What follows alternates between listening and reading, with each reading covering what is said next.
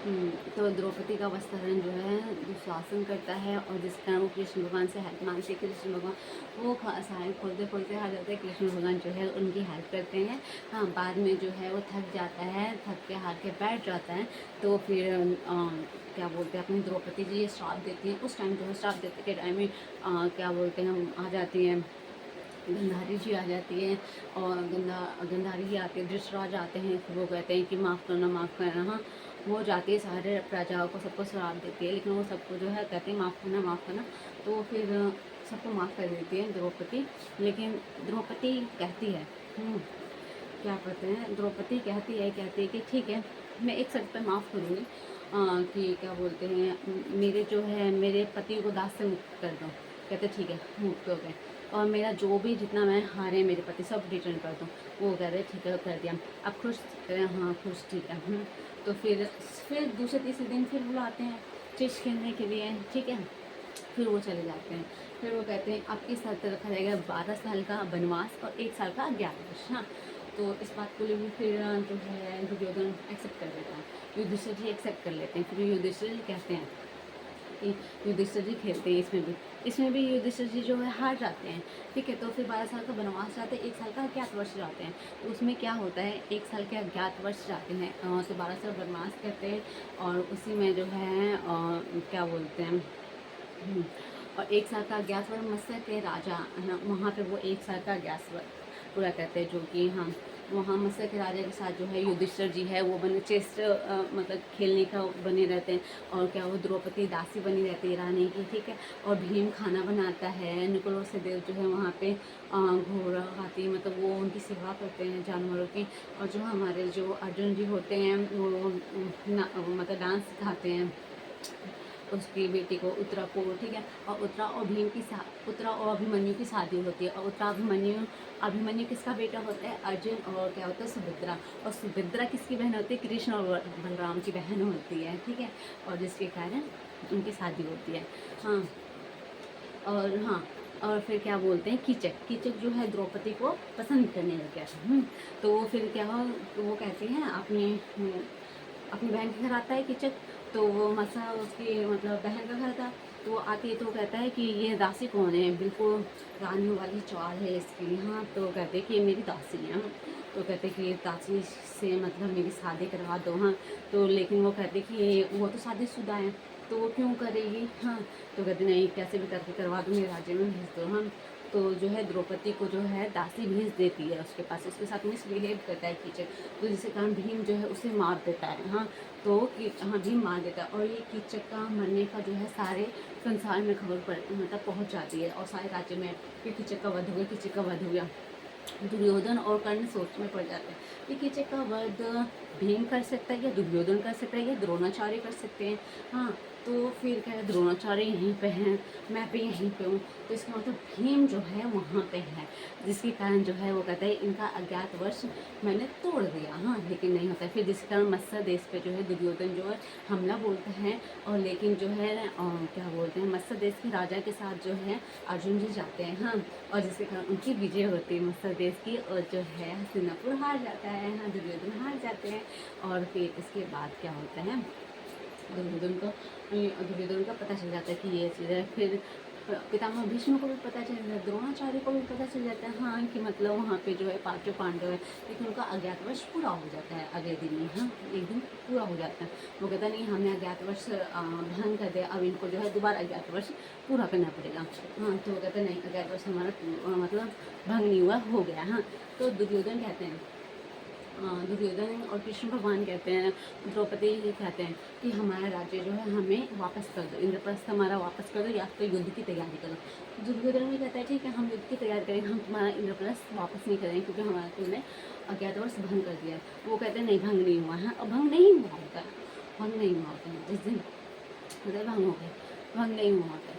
तो फिर वो इसके कारण जो है हमारा महाभारत होता है, लड़ाई होती है। और फिर जिसके कारण जो है हर जगह से, और जो द्रोण, हाँ, वो हस्तिनापुर के साथ जो है पितामह भीष्म देते हैं, द्रोणाचार्य देते हैं, और पितामह भीष्म देते हैं, द्रोणाचार्य हो गया अपना, युधिष्ठिर, कर्ण, सब चीज़ हो गया। हम द्रौपदी हो गया, शकुनी हो गया, ये सब उनकी तरफ होते हैं।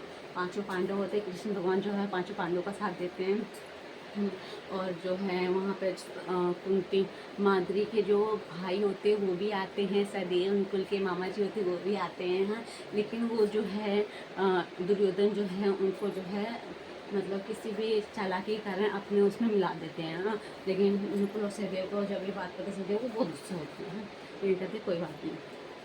तो हाँ, महाभारत स्टार्ट हो जाती है। और दुर्योधन को कौन मारता है? दुर्योधन और दुशार को जो है हमारे भीम मारते हैं। और अर्जुन जी हमारे जो है पितामह भीष्म द्रोणाचार्य को मारते हैं। ठीक है। और युधिष्ठिर जो होते हैं ये द्रौपदी के भाई होते हैं। और हाँ, युधिष्ठिर जो होते हैं द्रौपदी के भाई होते हैं, ये द्रोणाचार्य को मारते हैं। ठीक है, ये अपना द्रोणाचार्य को मारते हैं। और एक उसमें होती है हाँ, पितामह भीष्म को जो है मारते हैं। फिर हमारे जो होते हैं मतलब युधिष्ठिर जी हैं, झूठ बोलते हैं कि मतलब हाँ मतलब युधिष्ठिर से थोड़ा सा झूठ बोलते हैं, इस कारण जो है लड़ाई झगड़े होते हैं, तैयारी होती है, सब लोग एक दूसरे को मारते हैं, काटते हैं। और जिसके कारण जो है कृष्ण भगवान हमेशा साथ देते हैं उनका। हाँ, और द्रोण और क्या बोलते हैं, और वो भी दुर्योधन मरता नहीं, लेकिन दुर्योधन ने इतना पाप कर रखा था जिस कारण मर गया। और उसकी माँ जो है उसको ये भी कहती है मेरे सामने जैसे तुम जन्म हुआ था ना नंगा, वैसे ही आओ और मैं पिट्टी उसी टाइम फोड़ूंगी, तुम्हें देखूंगी। हाँ, जिस कारण जो है तुम्हें वो भीम नहीं मार पाएंगे। वो जाते हैं, लेकिन कृष्ण भगवान कहते हैं आप लोग मेरे सामने इतने बड़े हो गए नहीं जाओगे। तो वो केले के पत्ते से वो हाँ मतलब अपना ढक देता है, जानते ही ढक लेता है, जिसके कारण जो है भीम उसके जांग पे वार करता है। मतलब कृष्ण भगवान इशारा करते हैं उसके जांग पर मारने के लिए, और इसका इशारा करता है और जो है दुर्योधन मारा जाता है। हाँ, और शकुनी मामा को नकुल और सहदेव को मारते हैं। ठीक है, ऐसे हमारी जो है सारी स्टोरी ख़त्म होती है। एक एक पार्ट मतलब एक एक पार्ट एक एक लोग मारते हैं सबको और मारे जाते हैं। और जो है अभिमन्यु को चक्र, हाँ वो अभिमन्यु के लिए चक्र रचा नहीं गया था, वो अर्जुन के लिए चक्र मतलब रचा गया था। द्रोणाचार्य, पितामह भीष्म और कर्ण और क्या बोलते हैं ये सब चीज़, और युधिष्ठिर, दुर्योधन, ये सब मिलके जो है ये अर्जुन के लिए तैयार करते हैं। लेकिन अर्जुन जो है वहाँ पे लड़ाई करता है, तो जिस कारण जो है वो आते हैं अभिमन्यु जी आते हैं। वो कहते हैं कि क्या हुआ, तो कह रहे कि वो देखो मतलब जो है अर्जुन के लिए मतलब तुम्हारे पिता के लिए ऐसे ऐसे रचा गया है। कहते हैं ठीक है मैं जाता हूँ, मैं जाता हूँ। कहते नहीं नहीं मत जाओ। जिस कारण जो है सब 5-6 लोग मिल के बेचारे जो है अभिमन्यु को वार करते हैं, जिस कारण अभिमन्यु मर जाता है। हाँ, ये स्टोरी तभी वो धोखे पे सबको वार करते हैं। Okay, bye. अगर अच्छा होगा तो प्लीज़ लाइक और शेयर करना। और जिसके कारण ऐसी महाभारत होती है, एक जगह के लिए महाभारत होती है।